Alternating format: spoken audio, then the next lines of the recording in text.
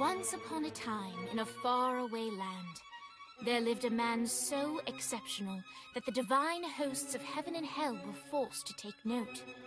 A man dangerous enough to bring Satan to his knees, but selfless enough to make God himself raise an eyebrow. How did this come to pass? Well, it all began at a very special birthday party for a very special young lady. Surprise! What is all this? It's your birthday, Kinsey. So? You've never been to a birthday party? No. Like not even growing up? I went to the School of the Americas since kindergarten.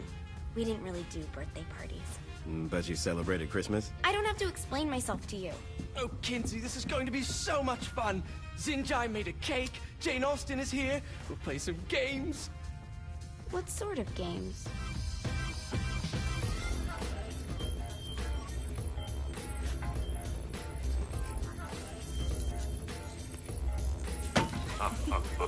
So you celebrate birthdays by trafficking with spirits? It's spooky and fun. It's a bunch of letters. It's tradition. Every slumber party has to involve a spirit board. Slumber party? How's it work? We ask it a question, and the spirit of the board will reveal the answer. How? Yeah, someone pushes the pointy thing to wherever they want. Wait, can we go back to you and your slumber parties? No time. All right. Everyone put their hands on the cursor. Cursor. I feel the magic already. All right.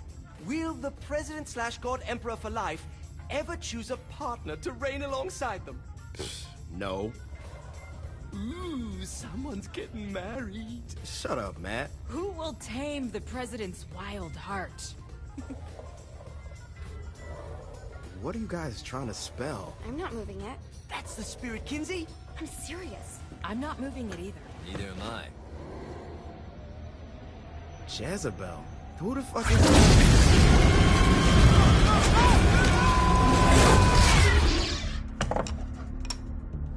Is that not normal? Where'd you get the board? I was going through Zinyak's artifact collection and found it there. Who did it belong to? Alistair Crowley? Christ. Guys? I think it's laughing at us. Fuck this. I think you're a smart enough piece of wood to see where this is going. Now, you ready to cooperate? That's more like it. You think we can trust it? It's not like we got a lot of options. So what's the plan? We mount up and go in after the boss? No, I do. No sense in what's left of humanity walking right into a death trap. Someone's gotta live to tell the story. That's a stupid plan, Johnny. I'm leaving you in charge. Hell of a plan, Johnny. Are you serious? I'm coming too. Are you kidding me? How do you plan to come back? I try not to sweat the details. You need someone with you that does. No. It's my birthday. Fine. Alright then. You know where my friend is?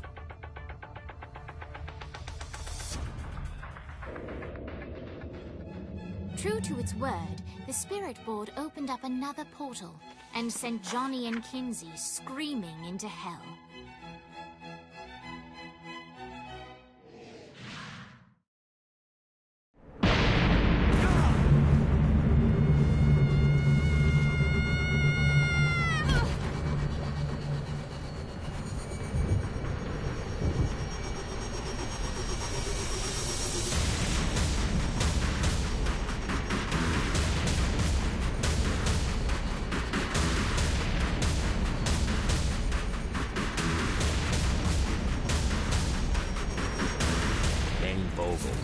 Ultor's behind this, I know it. Ultor and the Saints haven't been enemies in years.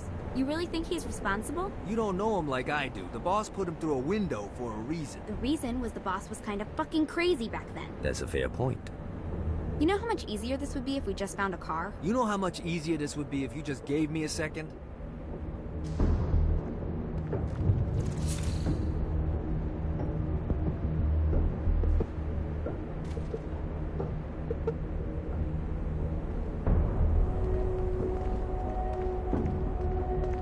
Alright.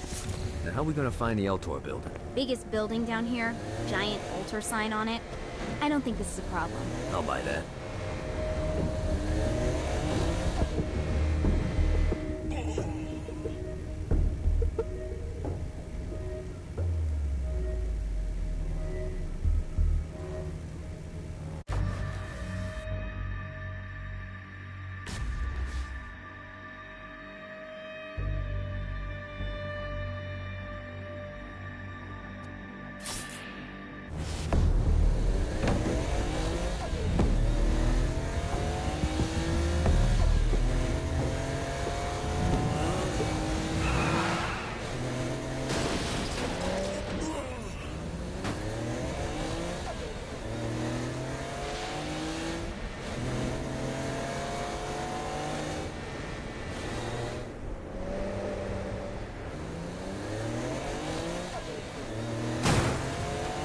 Look at us.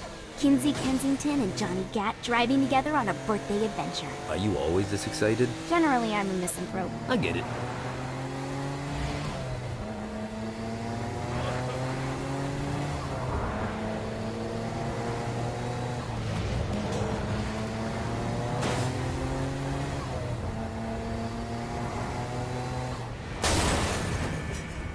So this is hell. Not as bad as I thought. It kind of reminds me of Steelport.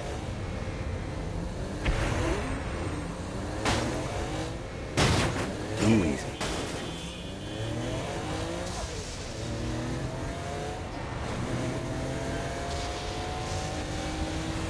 So, what's the plan? Oh yeah. I'm gonna shoot him in the face unless he gives us the boss back. What if Dane doesn't have the boss? I'll probably still shoot him in the face.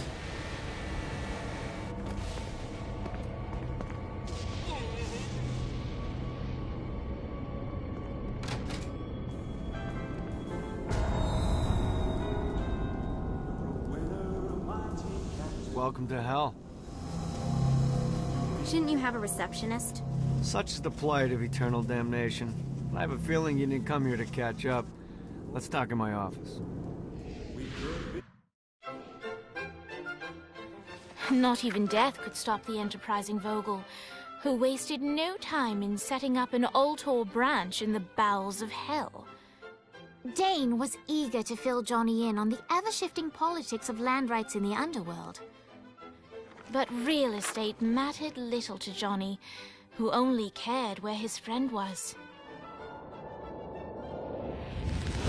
Where'd you put the president?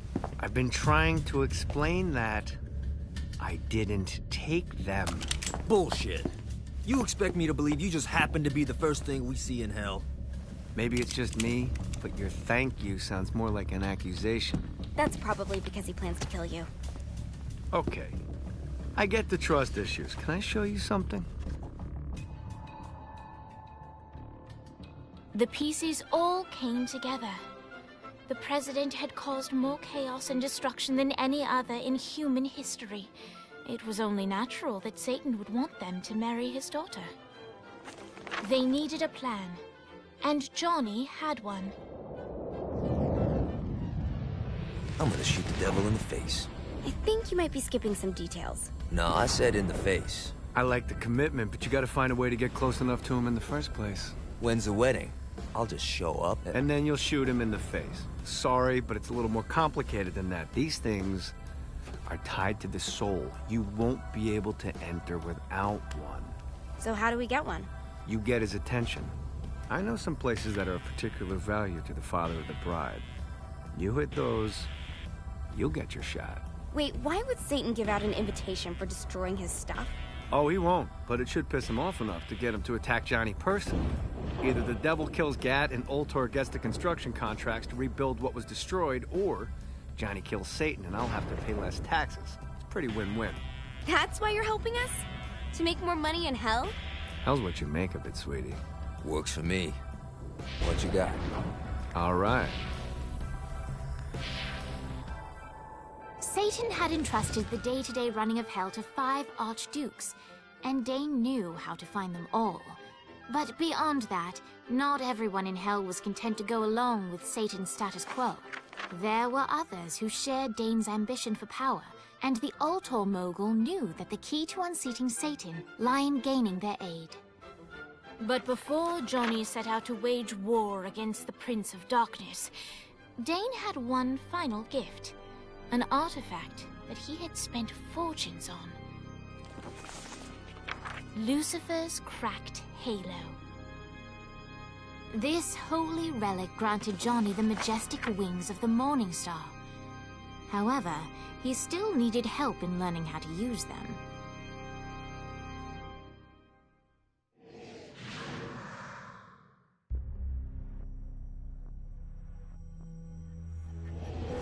Alright, you got me out in the sticks, now what? Would it kill you to show a little excitement? You're about to experience angelic flight, for Christ's sake. Dane. Someone needs a nap. Just collect. Great. Now you should have just enough clusters to power up your halo.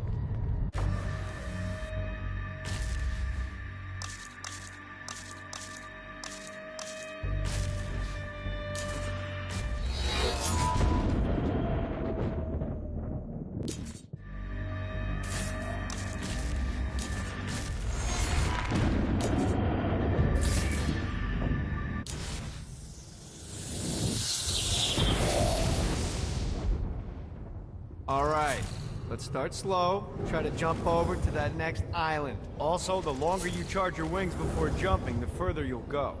Hey, you didn't fuck it up. Good job. Now get up that cliff. Don't worry, if something looks too high, just keep on jumping. Now it's time to fly. You heard of crawling before walking? Well, in this case, you need to jump before you can fly. Launch yourself in the air with a jump, and then hold your wings out to glide to that next island. I put out some orbs to show you the path. Try again. Here's a tip. You don't need to get a running start to fly. Just jump, then hold your wings out to glide. Let the wings do the work.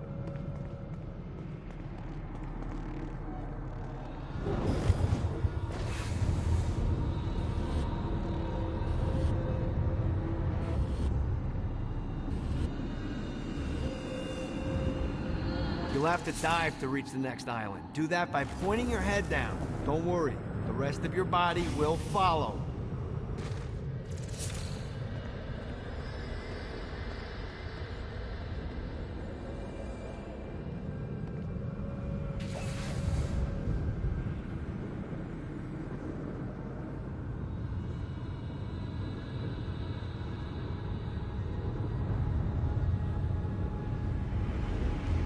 I put a shiny flap orb out in front of you. Collect the orb, and your wings will flap to gain speed.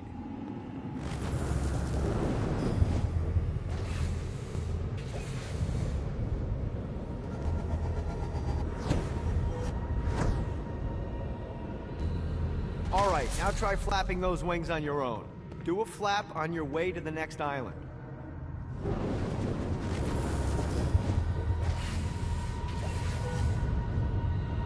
Let's see what these things can do. The exact opposite of diving is climbing.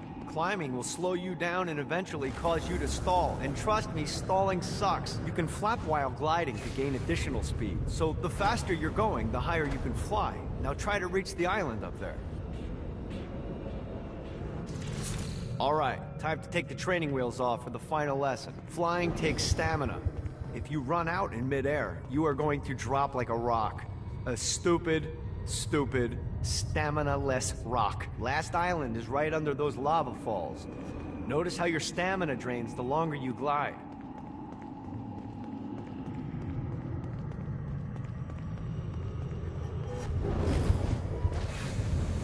Yeah!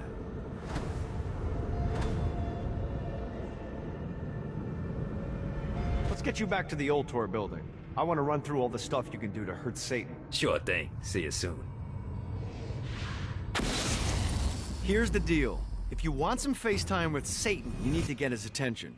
Now, Satan hates being challenged, so anything you do to undermine his control is good. Fraud, mayhem, shooting demons in the face, anything. You can keep track of Satan's wrath with this handy meter. Get it high enough and you'll be having drinks with Big Red in no time. I've compiled a list of shit to do, so take a look and do whatever sounds fun. Oh, one more thing. We have some potential allies down here. Trust me, you want to impress them.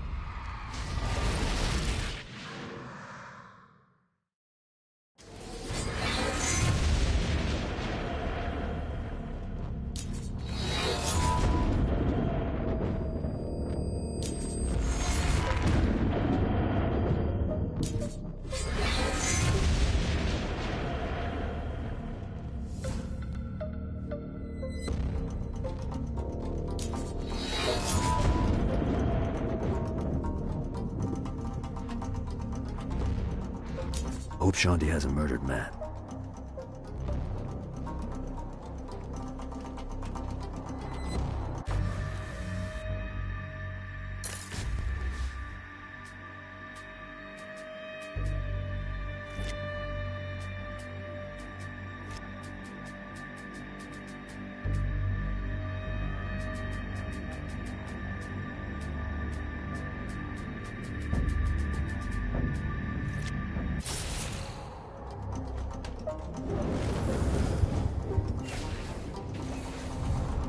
Gotta pick it up.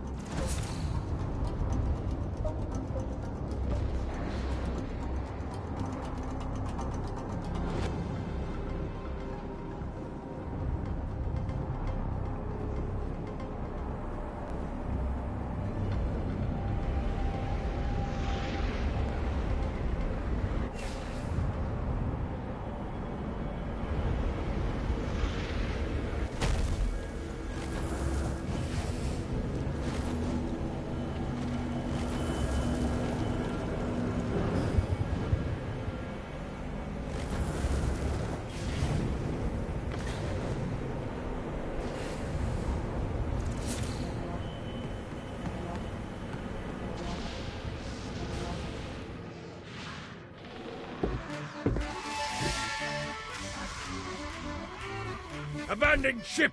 We've been boarded!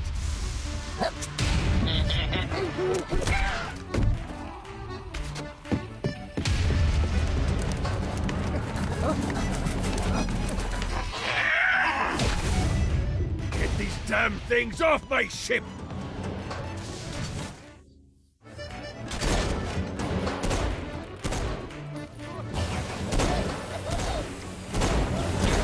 One more for the collection.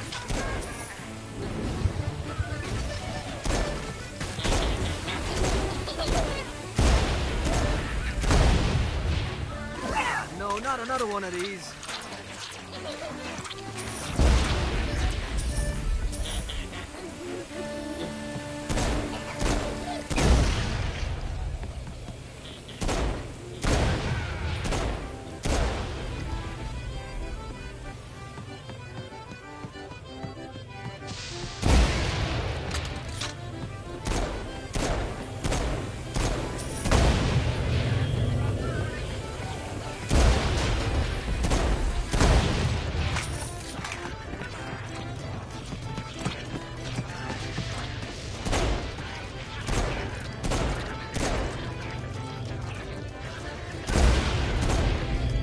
I got a bit of treasure in that chest over there. The weapon you find inside may help with our little imp problem.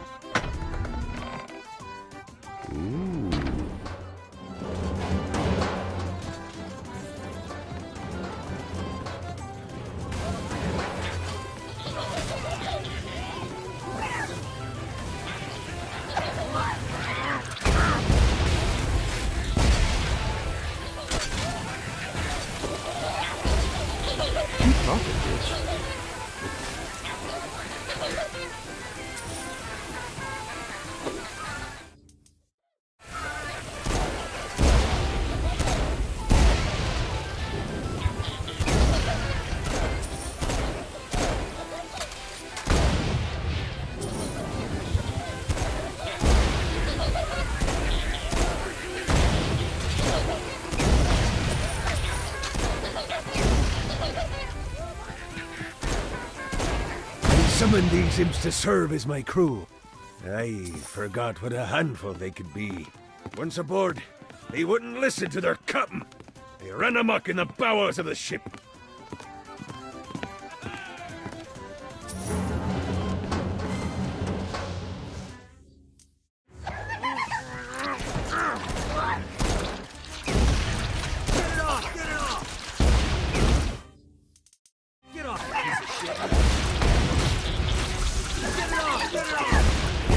They're swarming me!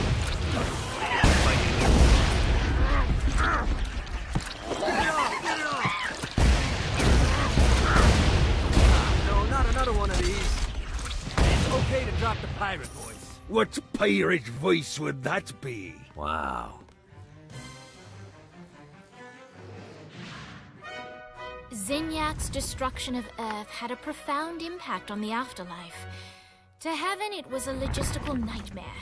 St. Peter's meticulous nature drove purgatory wait times to unbearable levels. Meanwhile, in hell, where souls in pain were used as currency, it created a new era of prosperity for the wickedly enterprising. This economic boom resulted in the coffers of hell to be overflowing, which in turn piqued the interest of the most notorious man that sailed the seven seas. Long had Blackbeard been a thorn in Satan's side, robbing tax collectors on a semi-regular basis. But the promise of an immeasurable fortune drove him to be even bolder. An arrangement was reached. Blackbeard would provide information on strategic targets in exchange for a share of the profit. Johnny, who was interested in murder, not money, happily agreed.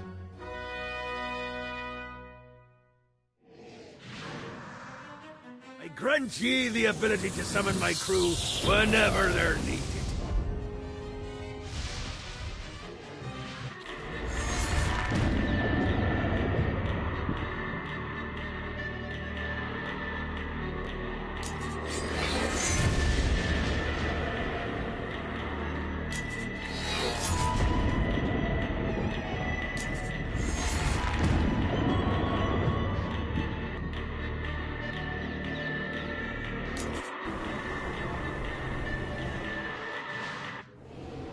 All right, matey. It's time for your lesson. Let's summon me favorite scurvy-riddled hellion, the Imp. Why don't you start off by summoning an Imp to take out those enemies?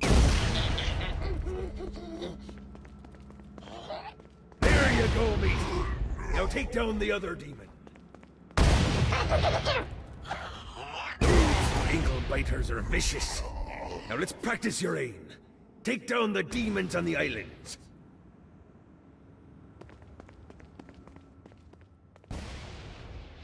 Few things are as rewarding as pressing someone into service, am I right?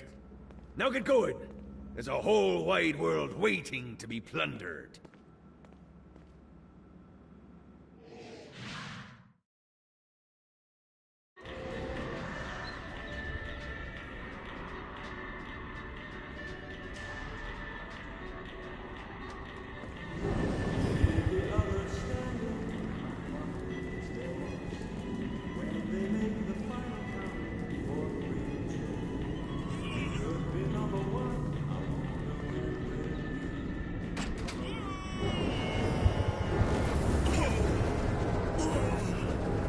I raided a Centerpol office and found information on where the President is being kept. Evidently, they've been trapped in some sort of soul crystal inside Satan's palace. Breaking in is an impossibility. Your best bet to save them is to continue to try to draw Satan out of his palace.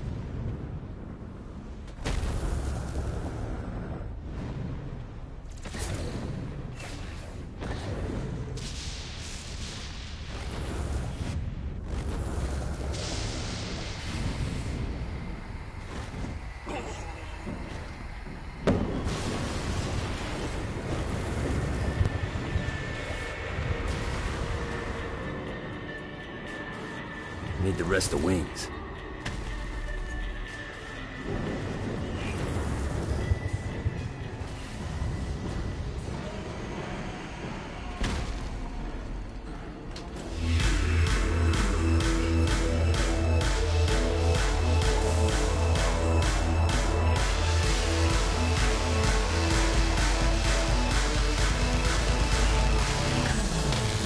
Lights up.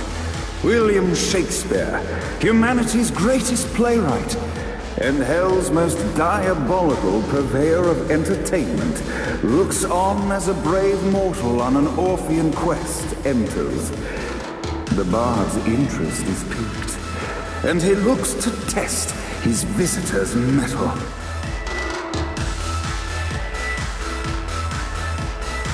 The masked tragedies were used to enemies cowering as they approached. But soon they realized that they faced a foe with courage and nobility, traits uncommon in the fires of perdition.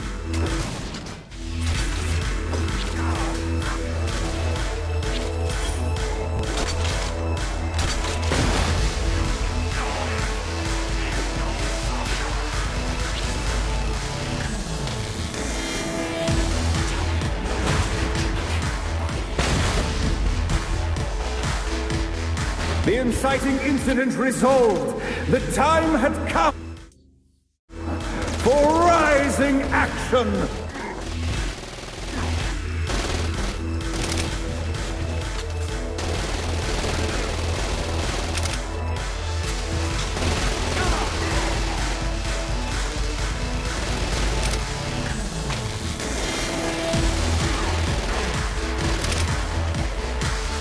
The battle raged on below, and as bullets and blood flew, the bard arched a curious eyebrow.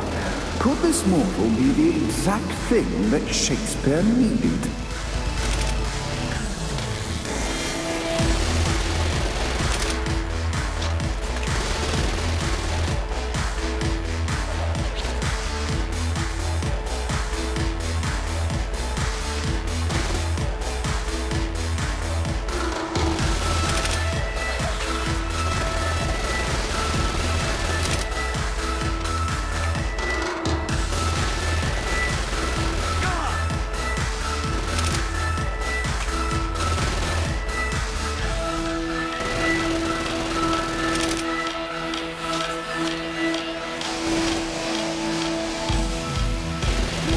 too? This battle is far from over, mortal. Arise! And now, Act 3!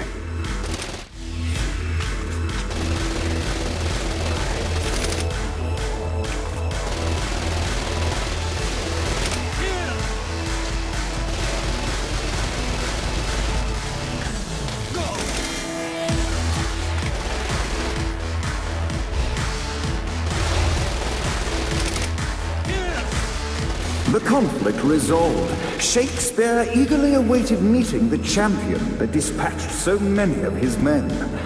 Undoubtedly, they were here for the Bard's aid, and while happy endings were not a thing found in Hell, Shakespeare always had a soft spot for comedies. In the land of the living, William Shakespeare is regarded as one of the most prolific playwrights of all time. However, to the denizens of Hell, the Bard is seen in a far different light. After selling his soul for fame and adoration, Shakespeare served in Hell as Satan's spy master general. In doing his duty, Shakespeare would punish the souls he was investigating by forcing them to perform in grotesque passion plays for Satan's amusement. But in a Twelfth Night-esque twist, Shakespeare found himself living a double life. While he projected an image of cruelty, his heart was as soft as Jezebel's. In secret, he would tutor her on the classics and act out the works of his mortal days. When Satan found out, he cast Shakespeare out of the palace, believing that the poet would be tormented by the populace of Hell, far out of Jezebel's sight. But Satan had not counted on the Bard's cunning. Embracing his persona of master torturer, Shakespeare and his followers, the tragedies, took root in the entertainment district, biding their time for revenge. And so Shakespeare called forth the Deus Ex Machina to bestow our protagonist with the arcane power of Force Stomp.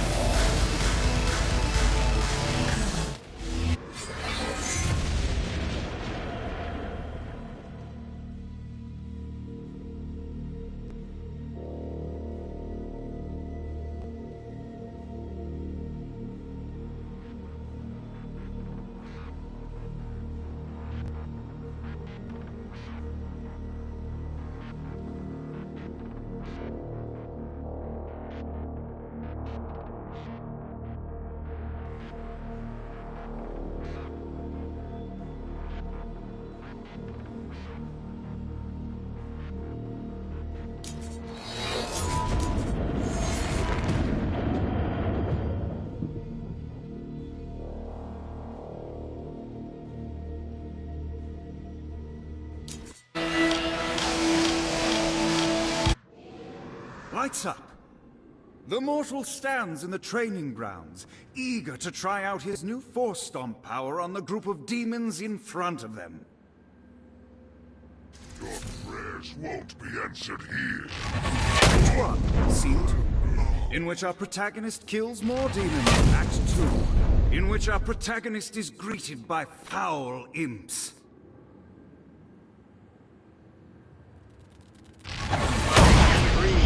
In which our protagonist learns that Force Stomp even works on flying enemies, enabling them to remove a Dark Inciter's shield before shooting them to death with bullets. There is also a mistaken identity and love. The day is won, and the curtain closes on our noble hero.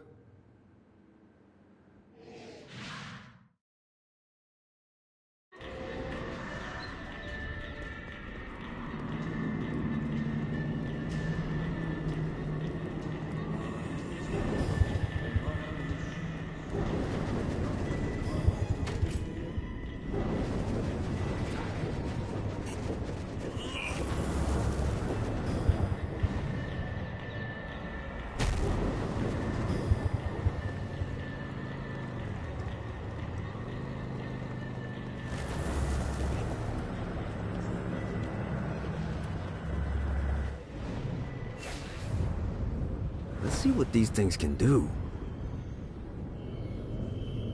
This should be useful.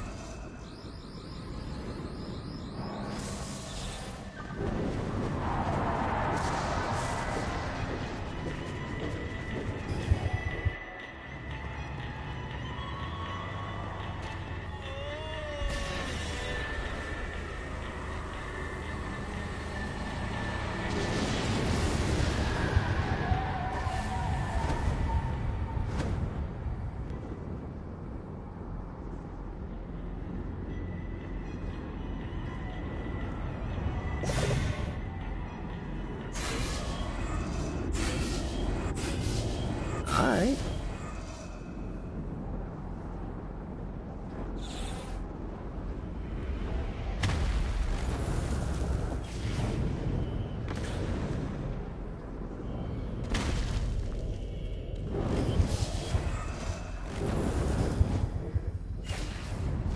God, this feels good.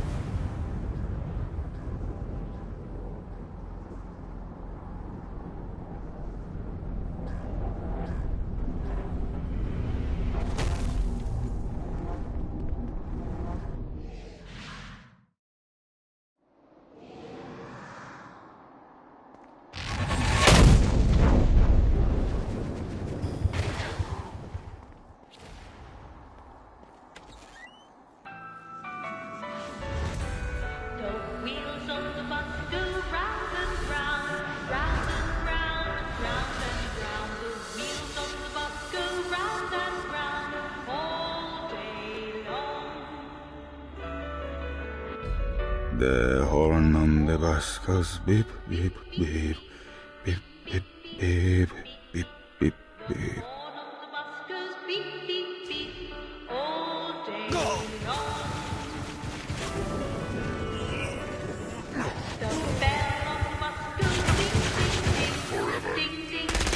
What if they want... Fortunately, why'd they use the short version of the song? This is the short version. Oh, yeah. The wipers on the bus go swish, swish, swish. The hobo on the bus goes heh, heh, heh.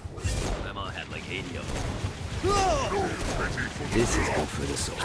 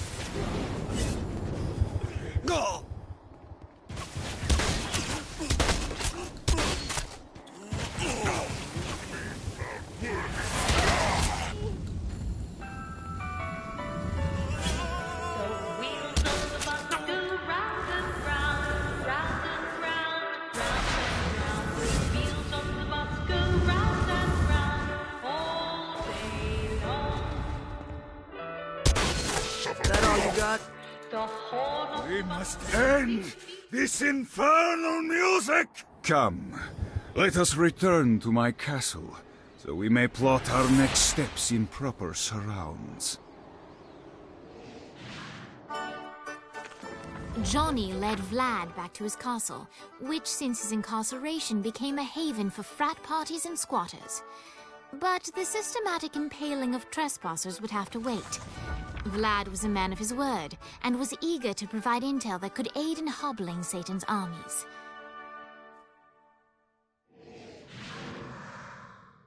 I bestow upon you the Stygian cold fire.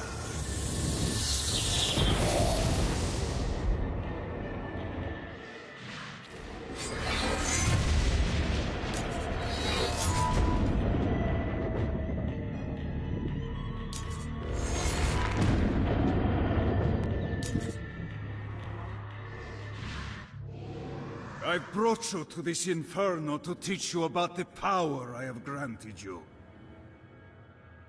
Coldfire is an aura, which means you must activate the power and get close to an enemy before they will feel the cold embrace of the Stygian flames. Try it against these demons. Well done.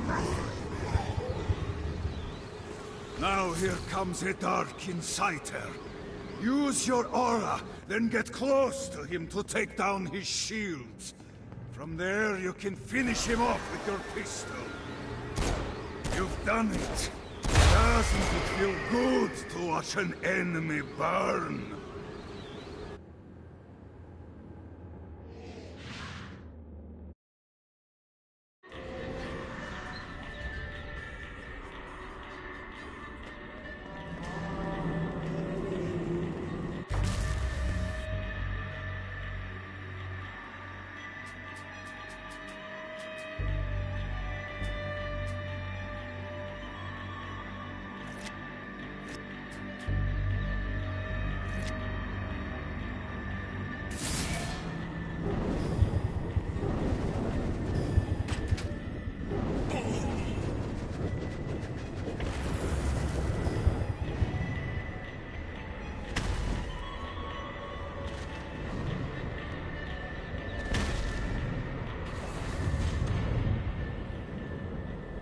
Yeah!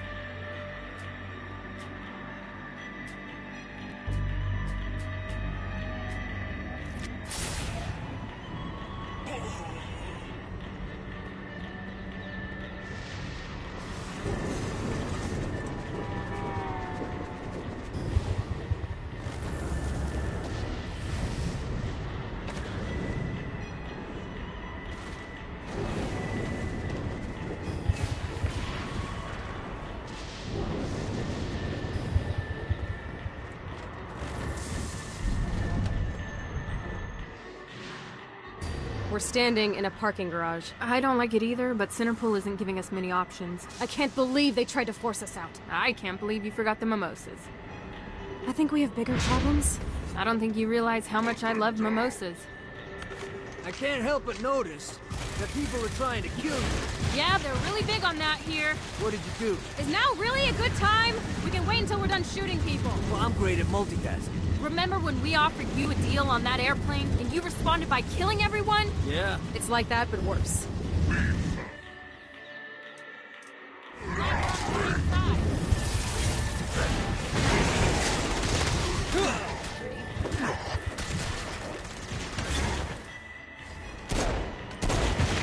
You really didn't have a chance.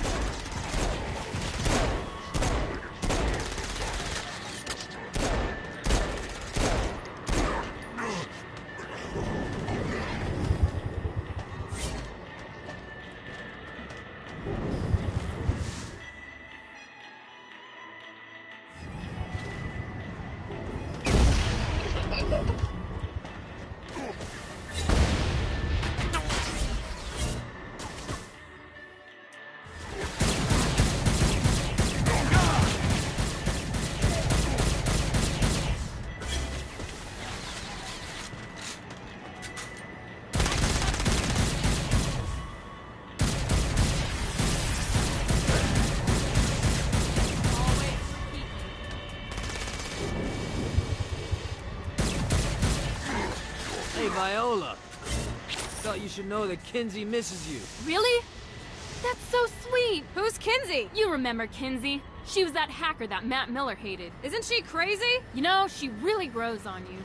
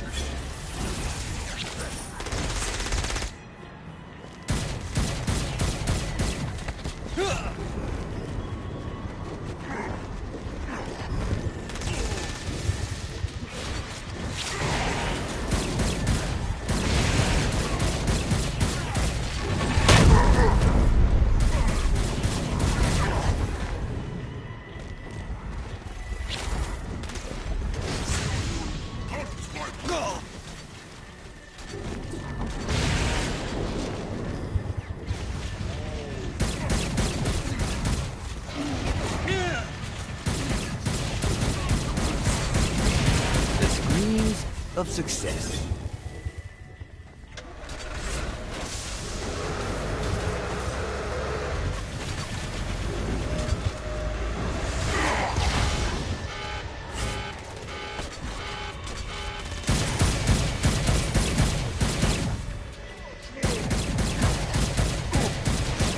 Alright, let's get you two back to Dane. Hooray! After being reunited in Hell, Kiki and Viola wasted no time in doing what they do best: facilitate the running of businesses. However, the De Winter sisters' success did not sit well with other would-be power players in Hell. The sisters' operations all came under attack at once, forcing them on the run. Soon, the twins found themselves on the receiving end of an offer they couldn't refuse. After all, it was better to own 1/5 of something than to be dead.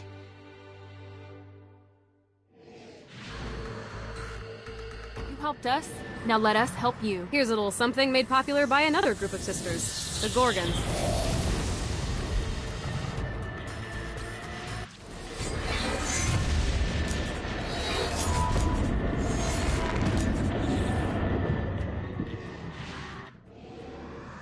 Dane's letting us use his Ultor training room to test out your Stone Blast power.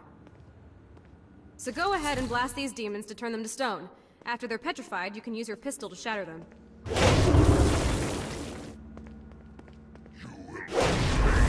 Never should have fucked with me.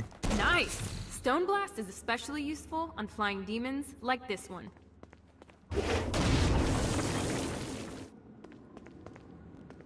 Alright, now let's see you drop a few more.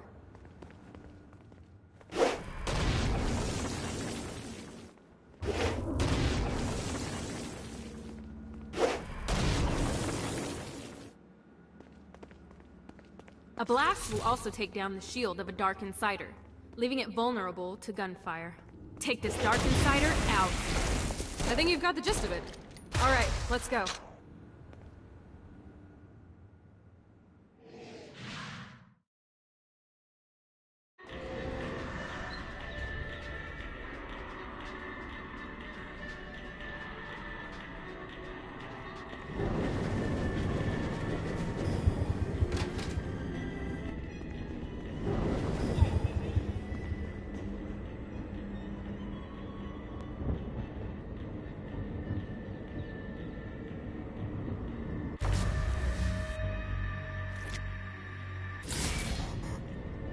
Check out the vending machine near the Ultor building. Is it a special vending machine? No. Have you bought stuff from a store already? Probably. But I would be remiss as your guide if I didn't show you the basics.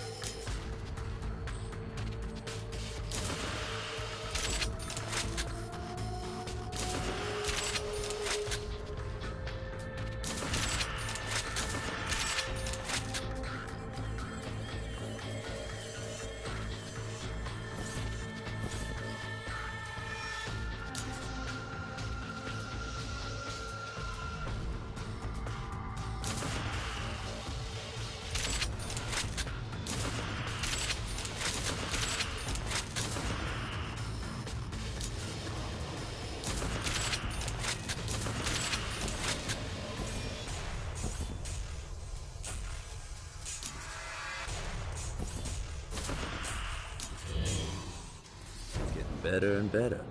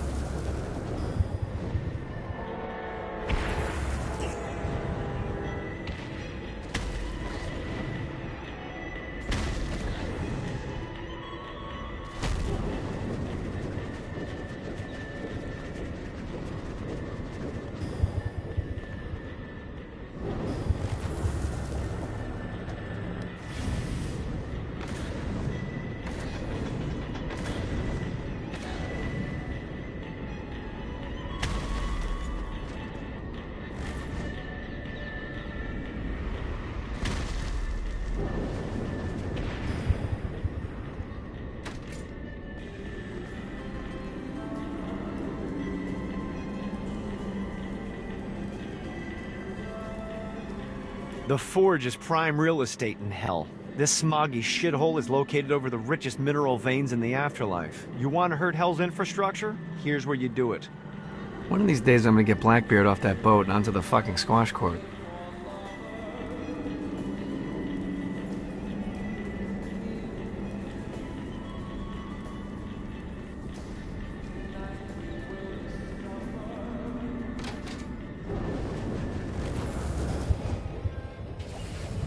Let's see what these things can do.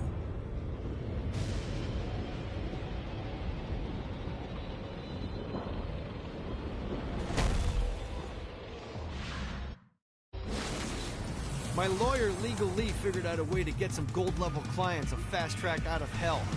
The more abuse you put these guys through, the more years we can shave off. Lee suggested running clients through the designated intersections to boost their punishment. Oh, and dive in front of those vehicles on fire for bonus points. I mean, let's face it, the more they hurt, the sooner we can get these wretched bastards out of here. While his wife Laura was admitted into heaven, the Heavenly Father was less forgiving of poor Tobias, whose shirtless antics as a crazed drug dealer firmly earned him a place inside the Great Inferno. However, ever the optimist, Tobias tried to look on the bright side of being transformed into a husk. After all, while the removal of his signature dreadlocks was a disappointment, he was finally free from having to wear pants ever again. But while Perpetual Commando appealed to Tobias, he still yearned for Laura and her delightful snickerdoodles. Touched by his story and terrified by his demeanor, Legal Lee worked with renewed purpose to unite the two lovers.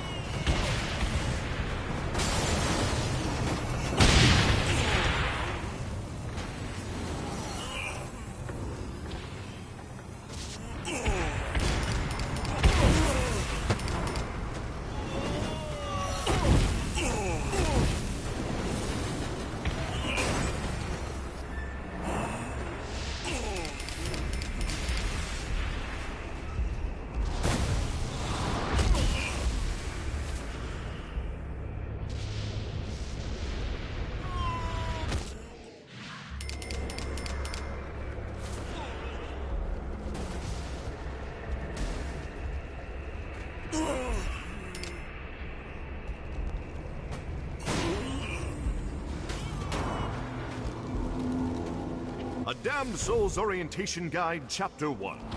The Dead. Welcome to Hell, O ye of questionable morality. Who you were on Earth no longer matters. When you arrive here, everyone from the mightiest crime lord to the elderly gentleman who takes pens from banks begin the same way, as wretched ghouls wandering the streets. As a shadow of a man, You are stripped of your sins and condemned to a meaningless existence.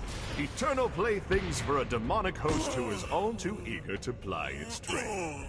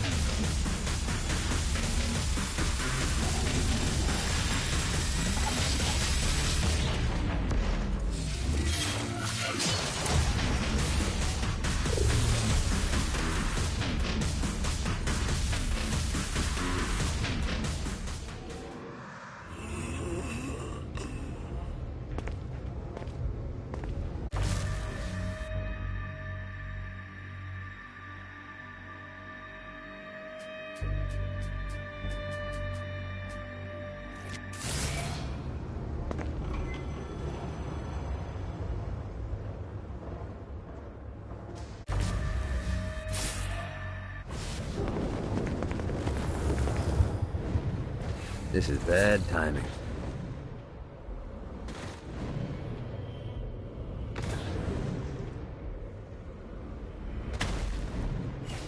Yeah!